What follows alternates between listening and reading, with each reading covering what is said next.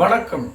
ஈரோடு கிழக்கு இடைத்தேர்தலில் அதிமுக போட்டி இல்லை, மும்முனை போட்டி. ஈரோடு கிழக்கு சட்டமன்ற தொகுதியினுடைய சட்டமன்ற உறுப்பினரான திரு EVKS இளங்கோவன் உடல் நலக்குறைவின் காரணமாக இறந்து போனார்.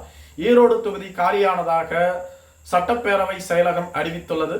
எனவே 6 மாதத்திற்குள் அங்கு தேர்தலை நடத்த வேண்டும். பிப்ரவரி மாதம் ஈரோடு கிழக்கு சட்டமன்ற தொகுதிக்கு இடைத்தேர்தல் நடத்தப்படும் என்றும் கூறப்பட்டு வருகிறது.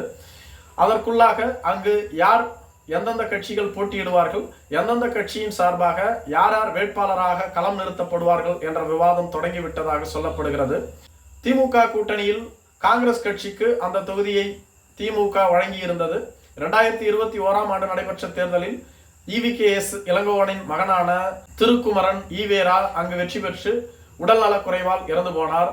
தற்பொழுது இடைத்தேர்தலில் போட்டியிட்டு வெற்றி பெற்ற EVKS இளங்கோவனும் இறந்துவிட்டார்.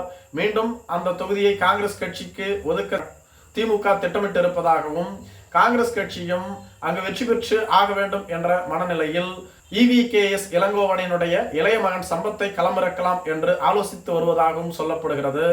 ஆனால் அதற்குள்ளாக திமுகவின் ஈரோடு மாவட்ட செயலாளர்கள் மற்றும் முக்கிய தலைவர்கள் திமுக தலைமையை அணுகி, நாங்கள் ஈரோடு கிழக்கு தொகுதியில் போட்டியிட தயாராக உள்ளோம், எங்களுக்கு வாய்ப்பை தாருங்கள், 2 முறை காங்கிரஸ் கட்சிக்கு இந்த தொகுதியை ஒதுக்கிவிட்டீர்கள், மீண்டும் காங்கிரஸ் கட்சிக்கு இந்த தொகுதியை ஒதுக்க வேண்டாம் எனவும் கோரிக்கை வைத்ததாக சொல்லப்படுகிறது. குறிப்பாக ஈரோடு மாவட்ட துணை செயலாளரான திரு செந்தில்குமார், முன்னாள் MLA சந்திரசேகரன், சச்சிதானந்தன் போன்றவர்கள் திமுக தலைமையிடம் பேசி வருவதாக சொல்லப்படுகிறது. திமுக இதுவரையிலும் அவர்களுக்கு ஆக்கப்பூர்வமான பதிலை அளிக்கவில்லை என்று சொல்லப்படுகிறது. திமுக ஒருவேளை தங்களது கட்சியின் சார்பில் வேட்பாளர்களை நிறுத்தினால் காங்கிரஸ் கட்சி கண்டிப்பாக ஒதுங்கிக் கொள்ளும். இடைத்தேர்தலில் காங்கிரஸ் கட்சி போட்டியிடாது. அதே சமயத்தில் கூட்டணி தர்மத்தை மதித்து திமுக மீண்டும் இந்த தொகுதியை காங்கிரஸ் கட்சிக்குத்தான் வழங்கும் என்று சொல்லப்பட்டு வருகிறது.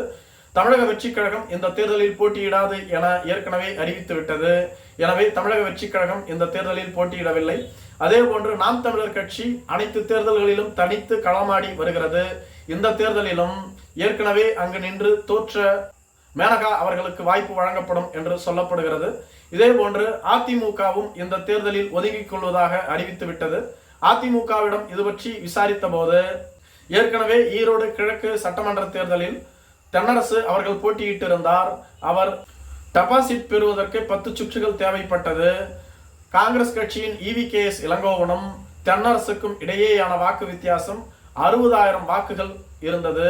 எனவே மீண்டும் அதிமுக இங்கு போட்டியிட்டாலும் வெற்றி பெறாது. அது மட்டும் இல்லாமல் அதிமுக தொடர் தோல்விகளை சந்தித்து வருகிறது. எனவேதான் விக்கிரவாண்டி இடைத்தேர்தலிலேயே அவர்கள் போட்டியிடவில்லை. ஈரோடு கிழக்கு இடைத்தேர்தலில் போட்டியிட்டாலும் தோல்வியைத்தான் தழுவுவார்கள். மேலும் அதிமுக தரப்பில் இது பற்றி கூறிய போது, இடைத்தேர்தல்கள் நியாயமாக ஜனநாயக முறைப்படி நடைபெறாது, ஆளும் கட்சி தான் வெற்றி பெறும், அவர்கள் வெற்றி பெறுவதற்காக பணபலத்தையும் ஆள்பலத்தையும் பயன்படுத்துவார்கள், எனவே நாங்கள் இந்த தேர்தலில் போட்டியிடவில்லை என அறிவித்து விட்டார்கள். அப்படி பார்த்தால் தற்பொழுது களத்தில் நாம் தமிழர் கட்சி, காங்கிரஸ் கட்சிகள் தான் உள்ளது.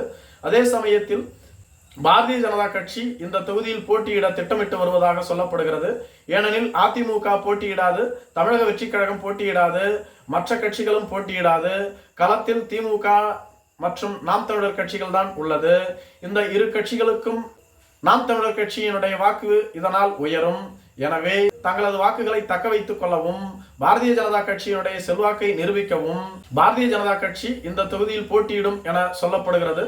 மேலும் கொங்கு பகுதியில் பாரதிய ஜனதா கட்சிக்கு தனித்த செல்வாக்கு உள்ளது. குறிப்பாக அவர்கள் 19% வாக்கு வங்கியை வைத்துள்ளதாக பாரதிய ஜனதா கட்சியினர் கூறி வருகிறார்கள்.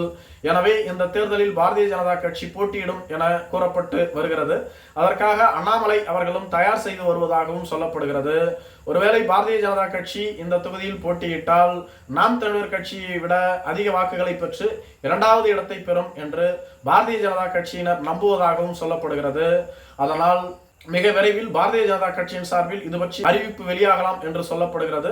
தற்போதைய நிலையில் ஈரோடு கிழக்கு சட்டமன்ற தொகுதியில் இடைத்தேர்தல் நடைபெற்றால் அங்கு போட்டியிட காங்கிரஸ் கட்சி, நாம் தமிழர் கட்சி மற்றும் பாரதிய ஜனதா கட்சி என்ற 3 கட்சிகள் தயார் நிலையில் இருப்பதாகவும், குறிப்பிட்டு சொல்ல வேண்டும் என்றால் காங்கிரஸ் கட்சியும் நாம் தமிழர் கட்சியும் ஏற்கனவே அறிவித்து விட்டார்கள்.